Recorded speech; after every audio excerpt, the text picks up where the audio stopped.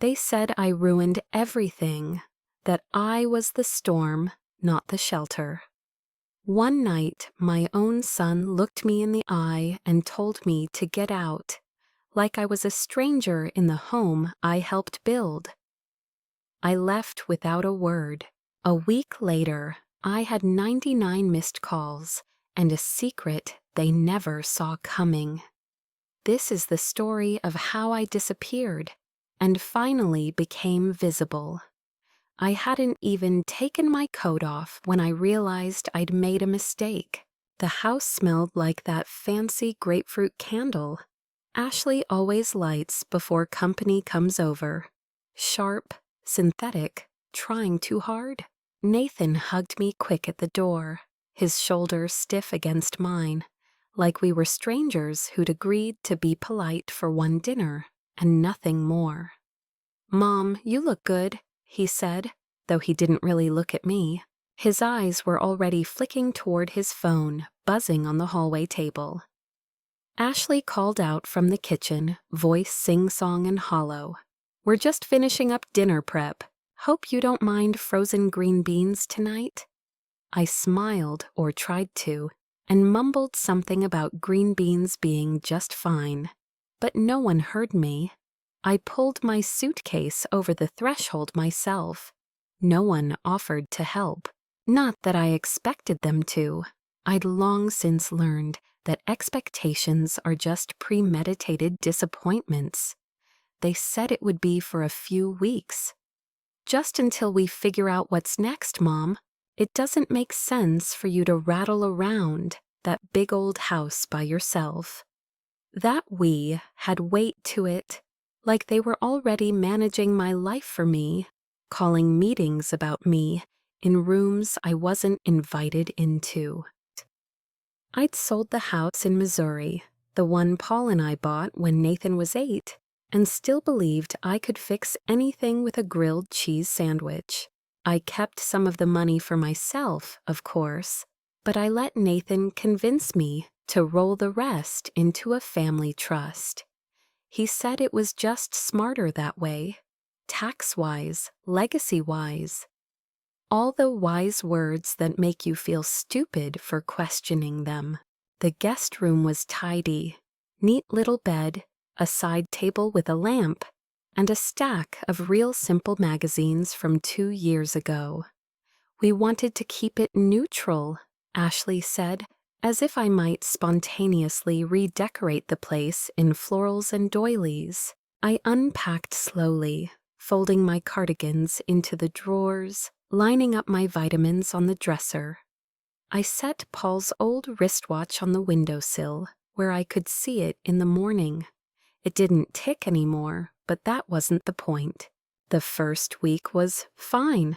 I made dinner most nights, even though Ashley insisted they usually just grab something or eat light. I couldn't tell if it was a subtle hint or a passive indictment, but I cooked anyway.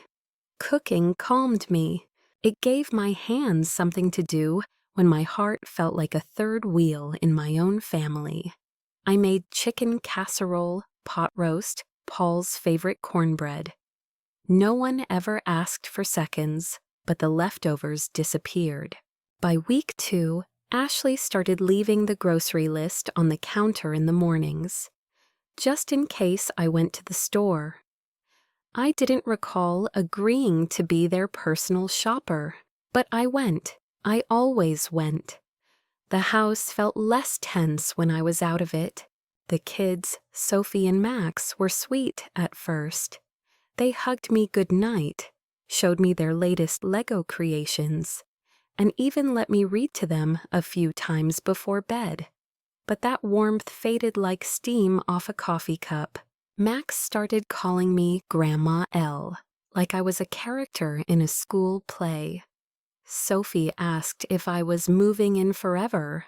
I laughed, but she wasn't joking. Ashley started making comments. "Oh, you don't have to do all that laundry, Linda," she'd say, while walking past me with a basket full of clean clothes I'd already folded. "But thanks," she'd toss over her shoulder like a tip. Nathan was worse. in that soft, slippery way men get when they don't want to deal with emotion. You know we love having you here, Mom. Just try not to worry so much. Let things flow. He always spoke like he was diffusing a bomb or trying to talk down a skittish dog. And yet I told myself I was imagining it, that I was being oversensitive, that grief, paired with too much time alone, had made me fragile. I had to adjust, didn't I? That's what people my age are always told. Adapt, don't be a burden. Smile, be grateful. One afternoon, I found my needlepoint basket moved to the garage. No one said anything, just moved. I asked about it, and Ashley blinked at me like I'd asked for a kidney. It didn't really go with the living room, and the kids kept tripping over it. Hope that's okay. Hope that's okay. It was the same tone she used when she told me they'd be turning my room into a temporary homeschooling space during the afternoons. The lighting's just better in there, and the dining table's a mess of wires from Nathan's work calls.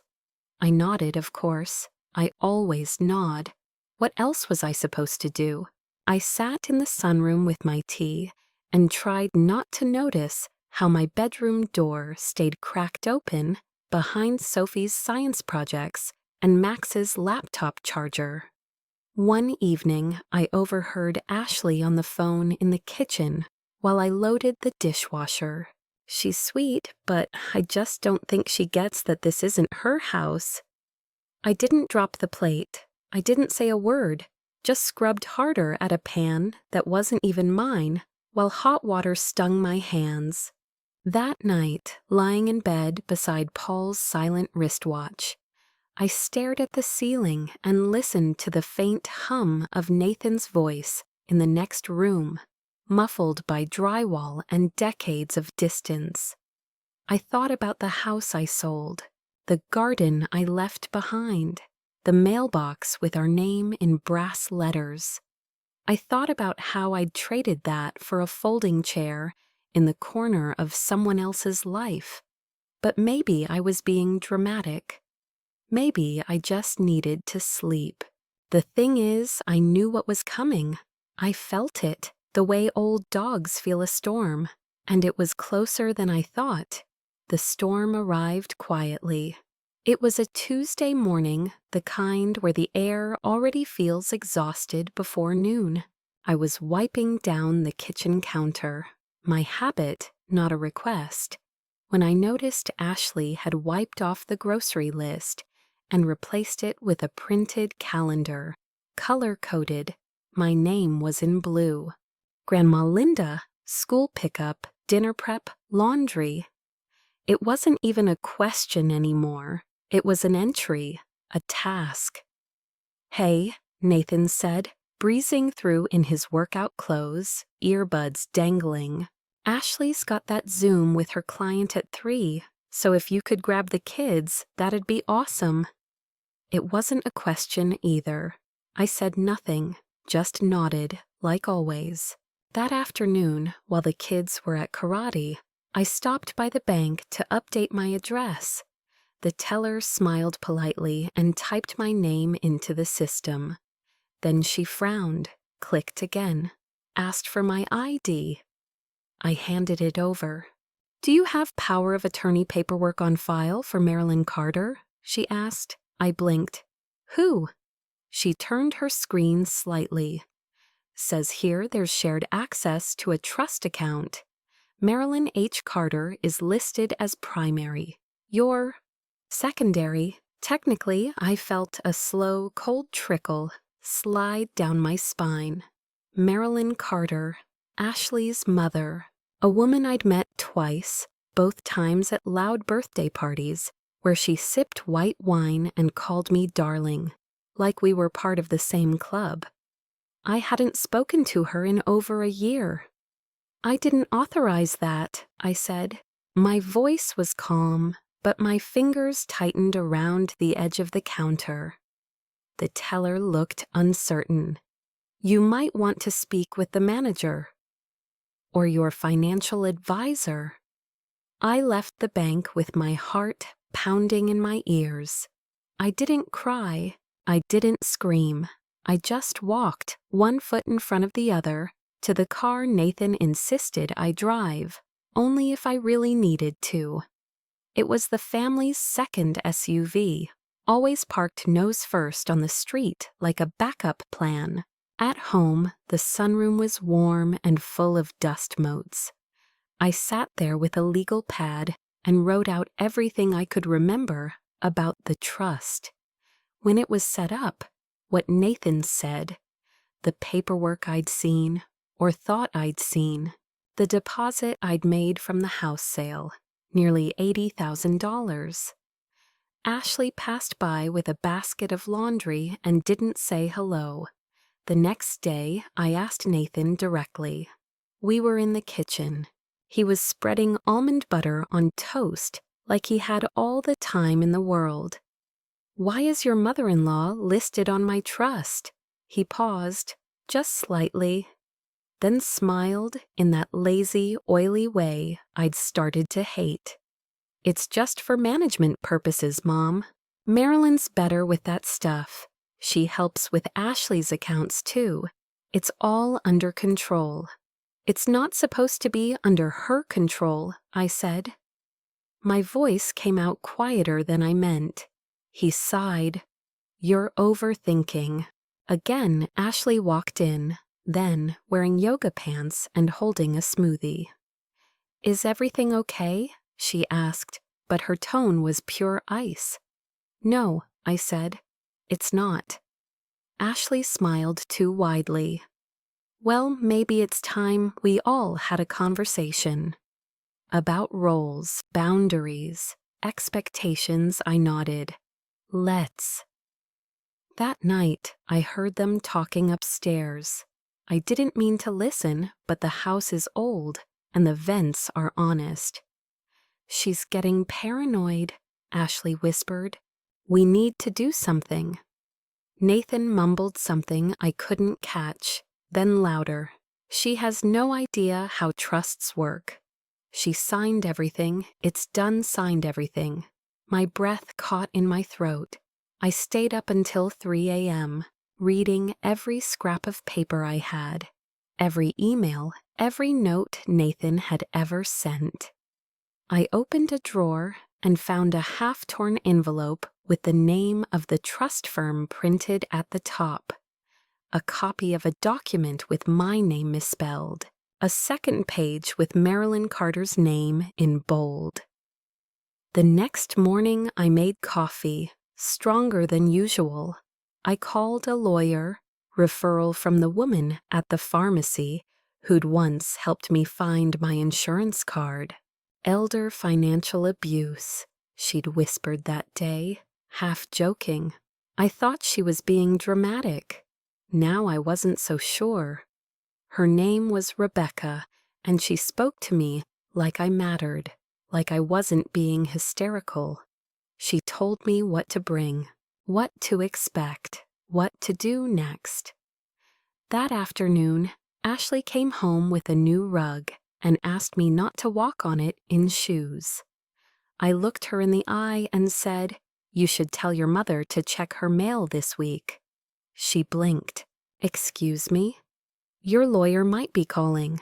Ashley didn't reply, just stood there with her smoothie, straw paused at her lip, eyes sharp and small.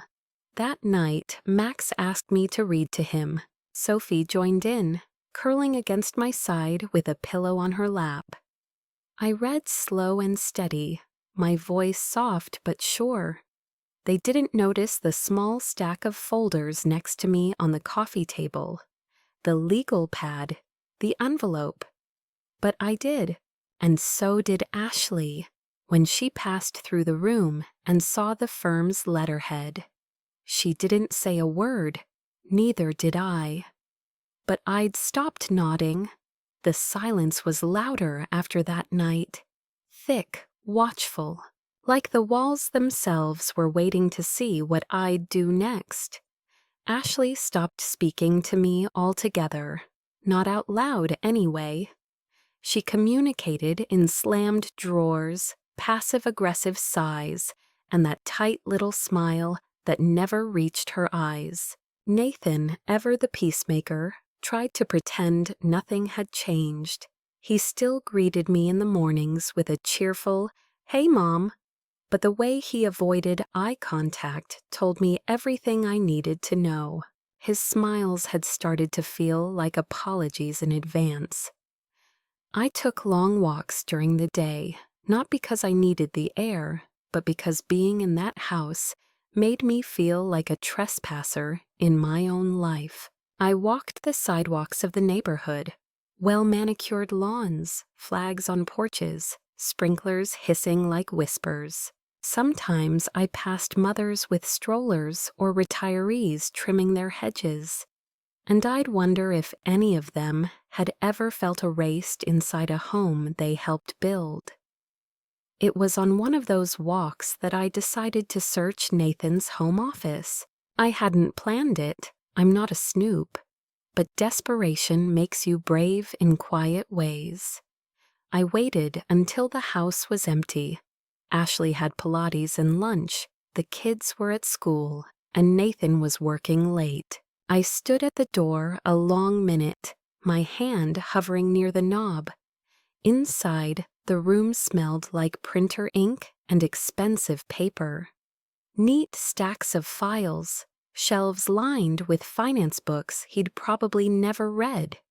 On his desk, an unlocked drawer. Inside, a manila folder with no label. I opened it, and there it was, a packet from Whispering Pines Memory Residence, a facility in Arizona. My name was typed neatly at the top of the first page. Linda Mae Harmon, proposed intake. It included a medical evaluation, forms with boxes already checked, and a copy of a signed consent. Only the signature wasn't mine. It looked close, but I knew my own hand, and I would never agree to something like this without a fight. There was even a prepaid invoice for $5,000, paid by Nathan Harmon, dated 2 weeks ago. My knees buckled. I sat down hard in his desk chair and let the paper fall from my hands. My pulse roared in my ears. I stared at the wall, trying to breathe, trying to stop the shaking in my fingers. They weren't just managing me. They were planning to remove me, out of sight, out of the way. I took photos of everything with my phone, every page, every damning line. Then I put it all back exactly as I found it. That evening, I made dinner, turkey meatloaf and mashed potatoes, the kind Ashley always turned her nose up at. The kids dug in. Nathan said, "Smells amazing, Mom." I smiled and asked how his day had been. He blinked at me, caught off guard by the softness in my voice. "Long," he said. "Meetings all day." I nodded. "You must be exhausted." Ashley barely touched her plate. Halfway through the meal, she excused herself with a mumbled, "Not hungry," and disappeared upstairs. After the kids went to bed, I sat in the living room with a cup of tea, and the lamp turned low. Nathan came in a while later, phone in hand, a look on his face like he wanted to say something but wasn't sure where to begin. "Everything okay?" I asked. He hesitated. "Mom, maybe we've all just been a little on edge. Things are tight right now. Work's stressful. Ashley's been overwhelmed. And with you here, it's a burden," I offered. He winced. "That's not what I was going to say." "But it's what you meant." Silence stretched between us. "You know," he finally said, "maybe if we all just had some space." I looked at him, really looked.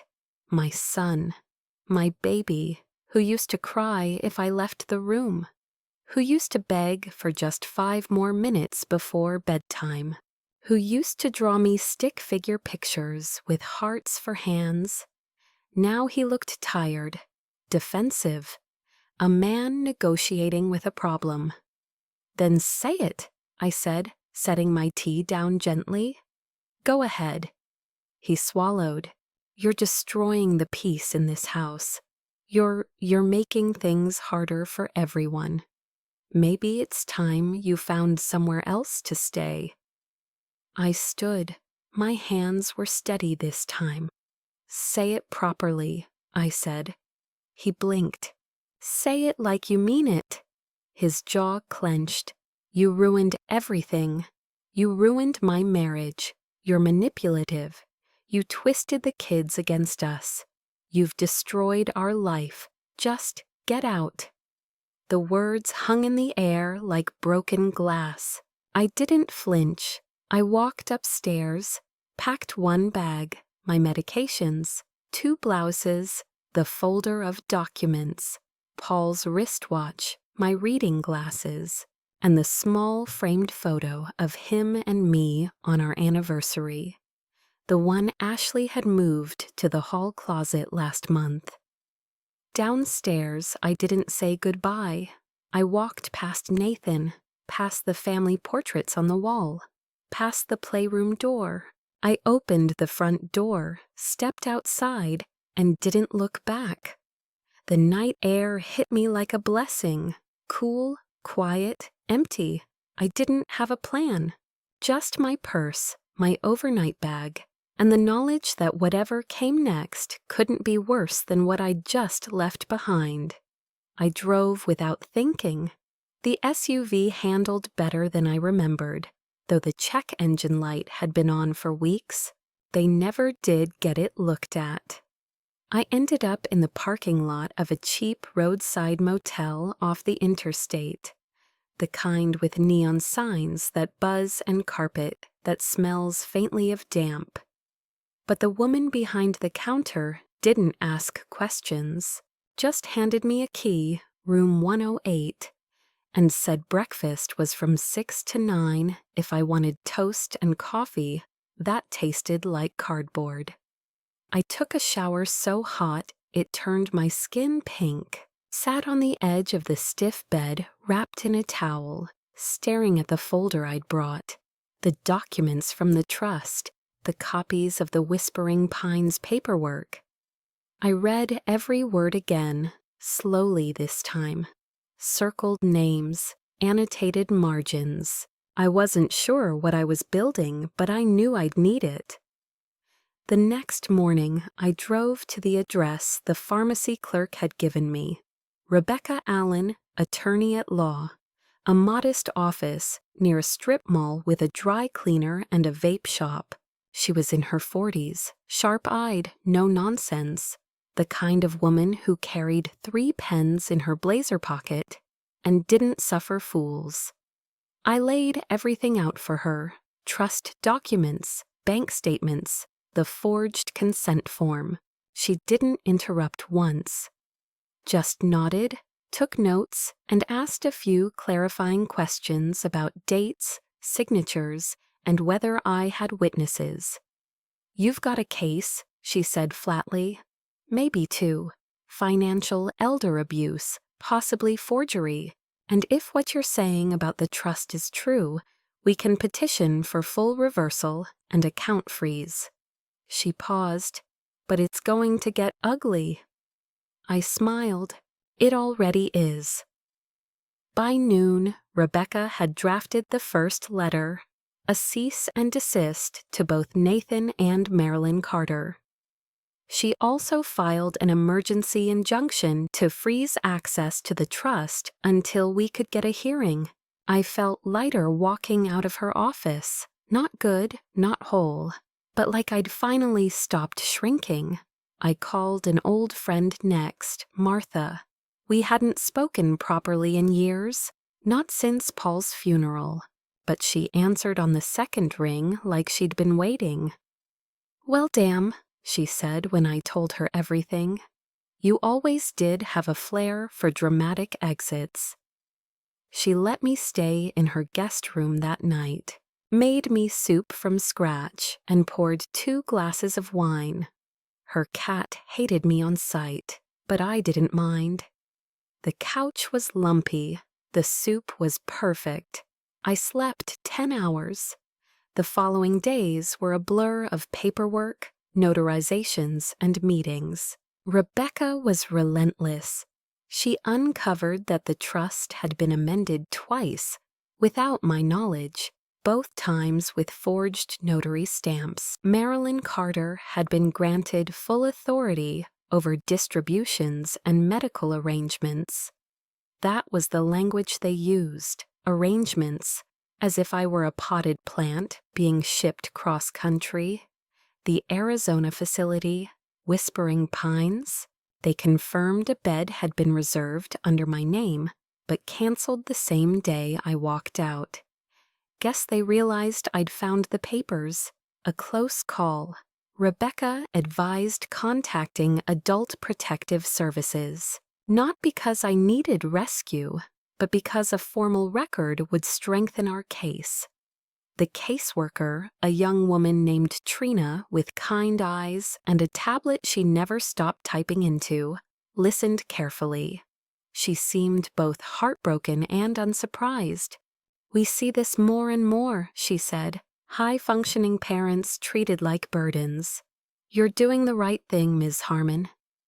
I'd never been called that in a tone of respect before.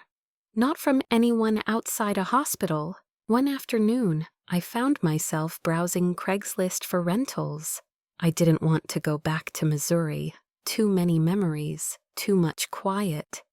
But Milwaukee had possibilities. Affordable neighborhoods, decent bus lines, and, according to Martha, a community center that ran free programs for seniors. I found a 1-bedroom near the lake. Nothing fancy. Peeling linoleum and a water heater that growled like a coyote, but it was mine. The landlord gave me a discount when I told him I could pay 3 months up front. "You're not like most of 'em," he said, handing me the key. "You showed up with a folder, not a sob story." I started leaving the house just to walk. Grocery store, library, farmer's market. No one knew me there. No one asked me to pick up dry cleaning or babysit or make dinner for 6. I could go home and nap if I wanted. Or not.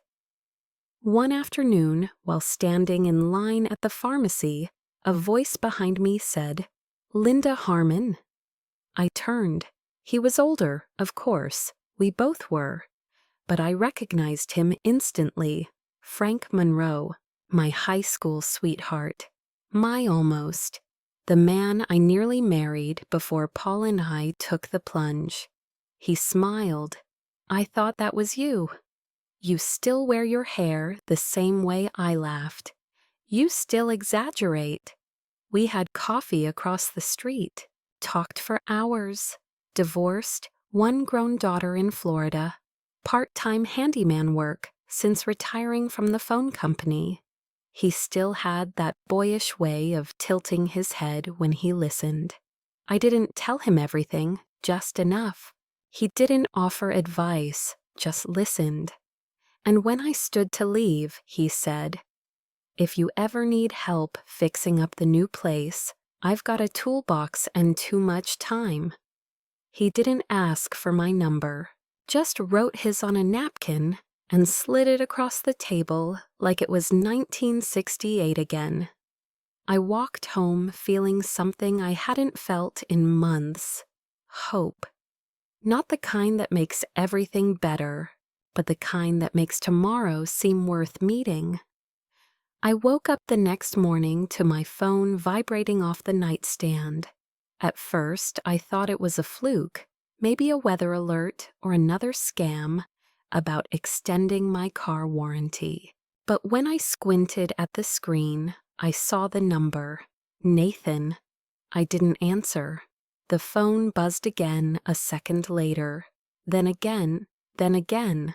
By the time I got to the kitchen, I had over 20 missed calls. all from him. Ashley, a few from unknown numbers that I had a sinking feeling were the kids' school or some mutual contact.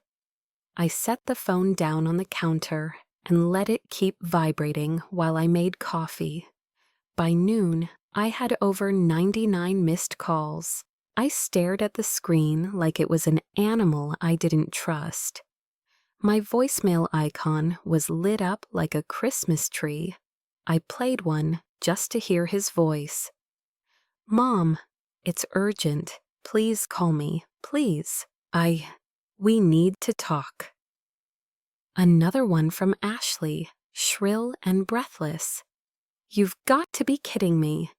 Do you know what you've done? The account's frozen. The mortgage bounced. The school needs address verification. We used your name, and now they're threatening to unenroll the kids. What are you doing?" That one I deleted without listening to the end. Another voicemail from Nathan, this one quieter, almost hoarse. "Please, I didn't think it would go this far, but I had. I knew it would." I spent the day cleaning the apartment, not because it needed it, but because I needed to remind myself that this space, this quiet, creaky, sun-drenched little place, was mine. I wiped the counters, rearranged the bookshelf, watered the plant Martha had given me. I even set up a little corner in the kitchen for baking with a rolling pin and my mother's old recipe cards in a tin box. In the afternoon, I got a call from Rebecca. She sounded almost gleeful. "They're panicking," she said. "The trust is frozen." Marilyn's signature is being investigated for fraud. We filed a formal motion to rescind her authority completely. Any pushback? "Oh, they tried. Claimed you were experiencing memory issues, that your signature wasn't stable. They even produced a letter, supposedly, from your primary care physician, stating cognitive decline. That doctor died 2 years ago." My thoughts exactly. "We're adding forgery to the list." I let out a long breath. Later that evening, someone knocked on my door. 3 sharp, urgent taps. I looked through the peephole. Nathan. His face looked older, grayer somehow. The usual confident set of his jaw had collapsed into something slacker, more sunken. He looked like a boy who'd walked too far in the wrong shoes. I didn't open the door. "Mom," he said, voice muffled through the wood. I didn't come here to fight."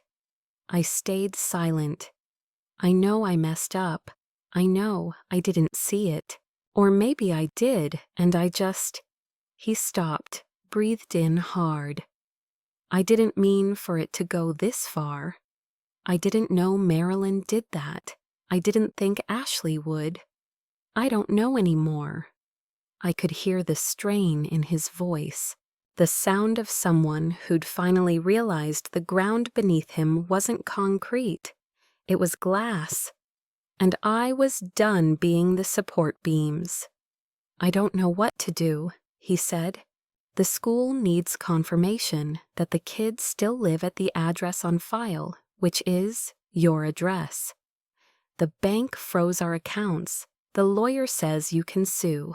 Ashley's threatening to..." He caught himself. I need to see you. Talk to you." I didn't open the door. "I left because you told me to," I said through the wood. Calm, clear. "I know. You told me I ruined your life." He didn't respond. I leaned my forehead gently against the door, not out of sorrow, out of strength. I wanted to feel the barrier between us, wanted to know, physically, that I was no longer responsible for holding him up. "I didn't come to punish you," I said, "but I am not coming back. Can we talk again? Later, sometime? Not today." I listened to him exhale, not the impatient sigh he used when the kids were loud. This one was heavy, final, like something inside him was giving up. "I'm sorry," he whispered. I didn't answer. A few seconds later, I heard his footsteps retreat. A door closing. Silence again. That night, I called Rebecca and asked her to initiate a full revocation of the trust. I wanted everything removed from their reach, permanently. I also signed over a new power of attorney to myself and drafted a new will. No mention of family, just my library fund, a donation to the local women's shelter, and a modest scholarship for adult learners over 60. As I slipped the documents into a folder, I felt something I hadn't felt in months. Closure, maybe, or something better. Clarity. The phone stopped ringing after that. I guess even guilt has a shelf life. For days, I lived in a kind of stillness I hadn't known in years. Not silence, there was always some sound. The rattle of the old fridge, the creak of the floorboards, the soft whir of the fan at night, but a kind of quiet that came from within. I wasn't waiting for someone to knock on my door or to ask me where the almond milk was, or why the towels weren't folded the right way. I woke up when I wanted, ate when I was hungry, walked when the sky looked soft and blue, and for the first time in a long time, I started thinking about who I was without anyone else to orbit around. Frank stopped by one morning. He brought fresh bagels and a jar of local honey. "Hope you're not allergic to bee stings," he said, grinning. We sat on the balcony with our breakfast, watching the birds dive between the power lines. He didn't ask for details, and I didn't offer them. We talked about books, about old movies, about the places we'd never gone and still might. He told me he was fixing up an old motorcycle in his garage. "I'm too old to ride it," he said, "but I'd just like knowing it could run again if I wanted it to." I understood that better than I let on. Later that week, I got a letter from the court. The trust had been formally dissolved.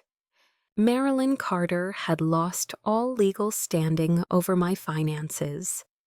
There would be a hearing scheduled for her possible prosecution, pending further investigation. Rebecca called to say the case had attracted attention. Apparently, elder financial abuse was becoming a priority in the county. "You're not just a client now," she said. "You're an example." I didn't know whether to laugh or cry. I did neither. Just made tea and watched the steam rise. A week after that, I took the train north to visit a property I'd seen listed in a newsletter. It was a little bungalow near Lake Winnebago, weather-worn siding, faded blue shutters, and a backyard full of wild thistle. The man selling it said his mother had lived there for 30 years and died last fall. I walked through the rooms slowly, hand grazing the walls. There was a small reading nook off the kitchen, a bench beneath a crooked window. "I'll take it," I said. He blinked. "Don't you want to think it over?" "I've done enough thinking." The down payment came from my personal savings, what little I'd set aside from the Missouri house that hadn't gone into the trust. The rest I paid up front from the reissued account now fully in my name. I moved in by the end of the month. Frank helped paint the kitchen cabinets. Martha donated a love seat. The local senior center dropped off a welcome basket that included a tin of oatmeal cookies and a handwritten note from someone named Doris. "It's never too late to begin again." One morning, while unpacking a final box, I found an old Christmas card from Nathan. It was from when the kids were little, scribbled crayon signatures, a photo of the four of them in matching pajamas. I stared at it for a long moment before sliding it back into the envelope and tucking it into a drawer I didn't open often. I didn't hate them, but I didn't miss them either. Sometimes love doesn't disappear. It just gets quiet, moves to a different room, stops waiting to be thanked. Weeks passed. I planted lavender in the front garden, took a pottery class at the library, started volunteering once a week at the food pantry. No one there asked what I used to be. They only wanted to know if I could stock cans and slice bread. One Sunday, Frank drove me out to the lake. We didn't talk much, just stood by the water with a thermos of coffee between us, watching the light shift on the waves. "You ever think about going back?" he asked gently. I shook my head. I didn't leave. I just stopped being where I wasn't wanted. He nodded. Hell of a thing. I looked out at the lake, the way it shimmered like it held secrets. "You know what the worst part was?" I said. "It wasn't the money or the house. It was realizing I had to earn my right to exist in a family I built." Frank didn't say anything, just handed me the coffee. As the sun dipped lower, a flock of geese passed overhead, loud and graceful, heading somewhere warmer. I smiled. Not everything that leaves is a loss. Some things are just finally free.